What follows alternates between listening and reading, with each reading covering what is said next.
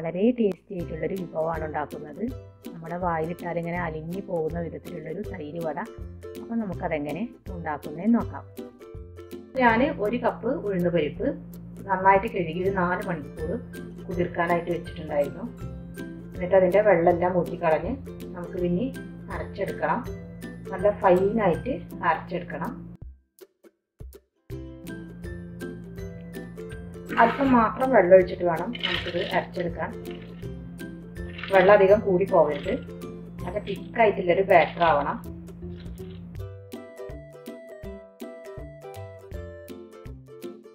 ഒരു 1/2 കപ്പ് വെള്ളം എടുത്തിട്ടുണ്ട്. ഇതിൻ്റെ ഒരു പകുതി, ഒരു 1/4 കപ്പ് വെള്ളം ഞാനിപ്പോൾ ഒഴിച്ച് കൊടുക്കുകയാണ്. ഇത് ഞാൻ നോക്കട്ടെ എത്ര വെള്ളം വേണമെന്ന് ഞാൻ പറയാം. ഞാനിപ്പോൾ അത് നന്നായിട്ട് അരച്ചെടുത്തിട്ടുണ്ട്.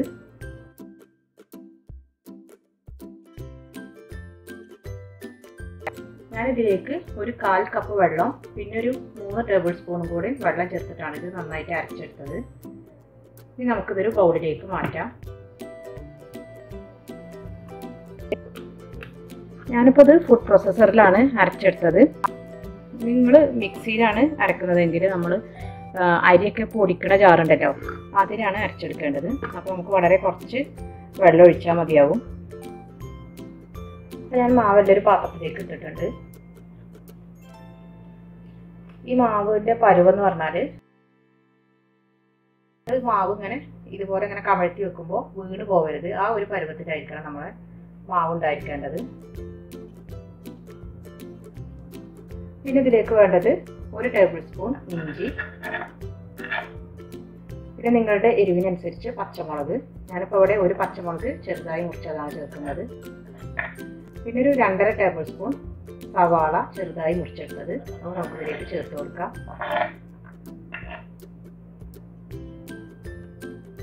ഇനി ഇതിലേക്ക് ആവശ്യത്തിനുള്ള ഉപ്പും കൂടെ ചേർത്ത് നമുക്ക് നന്നായിട്ട് ഇതൊന്ന് മിക്സ് ചെയ്തെടുക്കാം. കൈ വെച്ചിട്ട് തന്നെ മിക്സ് ചെയ്തെടുക്കാം.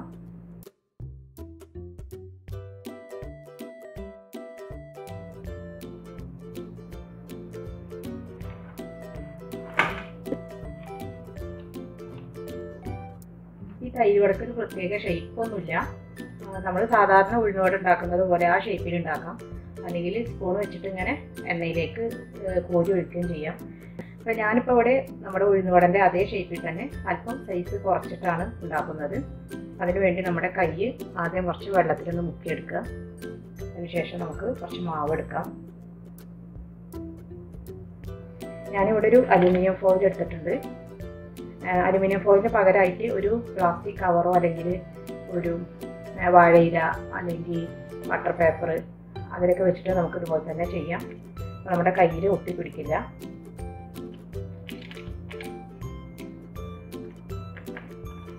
ഷേപ്പ് ചെയ്തെടുത്തതിന് ശേഷം നമുക്ക് വീണ്ടും ഈ ചൂണ്ട വിരൽ കൈ വെള്ളത്തിൽ മുക്കിയതിന് ശേഷം ഇതിലൊരു ബോളിട്ട് കൊടുക്കാം.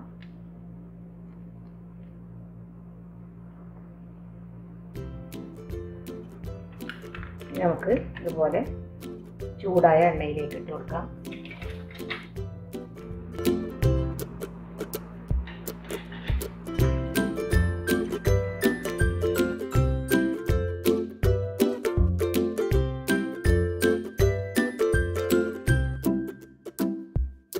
മീഡിയം ഫ്ലെയിമിലിട്ടിട്ട് വേണം നമുക്കിത് വറുത്തെടുക്കാൻ.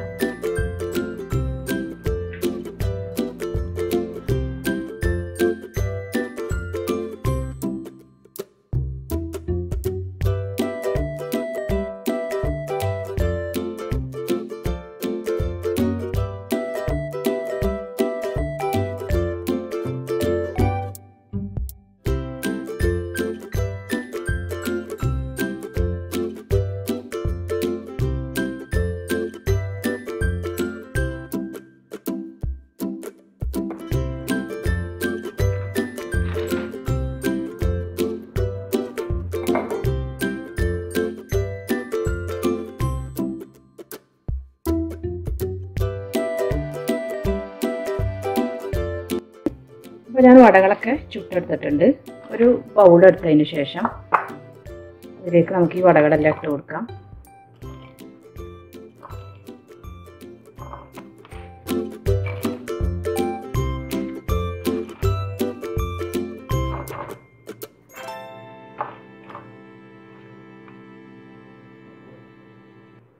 ഇനി ഇതിലേക്ക് ചെറിയ ചൂടുള്ള വെള്ളം ഒഴിച്ച് കൊടുക്കാം.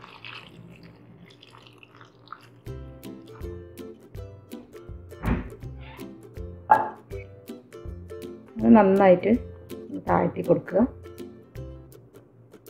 ഇതൊരു 5 മിനിറ്റ് വെള്ളത്തിൽ തന്നെ കിടക്കട്ടെ.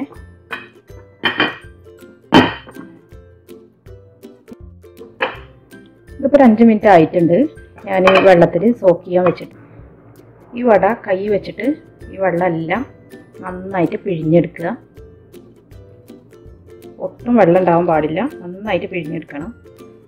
അതിനുശേഷം നമുക്കിതൊരു പ്ലേറ്റിലേക്ക് വെച്ച് കൊടുക്കാം.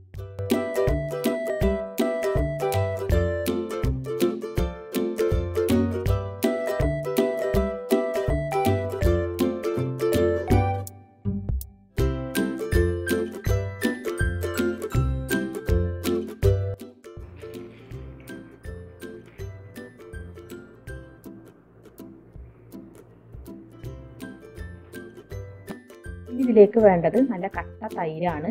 ഇത് അല്പം ഉപ്പും കൂടെ ചേർത്ത് ഒരു സ്പൂൺ വെച്ചിട്ട് നന്നായിട്ട് അടിച്ചെടുക്കാം. മിക്സിയിൽ അടിക്കണ്ട, അപ്പോൾ കുറച്ചൊരു ലൂസ് പരുവത്തിലായി പോകും. ഈ തൈരിന് പ്രത്യേകിച്ചിട്ടൊരു അളവൊന്നുമില്ല, നിങ്ങളുടെ ഇഷ്ടത്തിനനുസരിച്ച് തൈരെടുക്കാം. ഞാനിപ്പോൾ ഇവിടെ ഏകദേശം 2 കപ്പോളം എടുത്തിട്ടുണ്ട്. ഈ തൈരിന് നമുക്ക് ഈ വടയുടെ മുകളിലേക്കായിട്ടൊന്ന് ഒഴിച്ചു കൊടുക്കാം. ഇതിൽ മധുരം ഇഷ്ടമുള്ളവർക്ക് ഒരു ടീസ്പൂൺ അല്ലെങ്കിൽ 1.5 ടീസ്പൂൺ വരെ പഞ്ചസാര ആഡ് ചെയ്യാം. ഞാനിപ്പോൾ ഇവിടെ ഉപ്പ് മാത്രമേ ചേർത്തിട്ടുള്ളൂ. ഇതിൻ്റെ മുകളിലായിട്ട് അല്പം കടുകും ചുവന്ന മുളക് പിന്നെ കുറച്ച് കറിവേപ്പിലയും കൂടെ പൊട്ടിച്ചൊഴിക്കാം. ഞാൻ കറിവേപ്പില ഇല്ലാത്തതുകൊണ്ട് കറിവേപ്പില ചേർത്തിട്ടില്ല. ഇനി കുറച്ച് ഭംഗിക്ക് വേണ്ടിയിട്ട് ഞാനിവിടെ കുറച്ച് ഗ്രേറ്റ് ചെയ്തെടുത്ത ക്യാരറ്റും കുറച്ച് ചെറുതായി മുറിച്ചെടുത്ത മല്ലിയിലയും കൂടെ ചേർക്കുന്നുണ്ട്.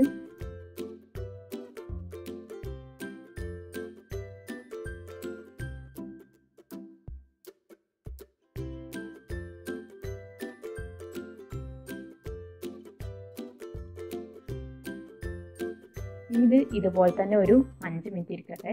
അപ്പോഴേക്കും നമ്മുടെ ഈ തൈരിൽ കിടന്നിട്ട് ഈ വട നല്ല സോഫ്റ്റ് ആകും.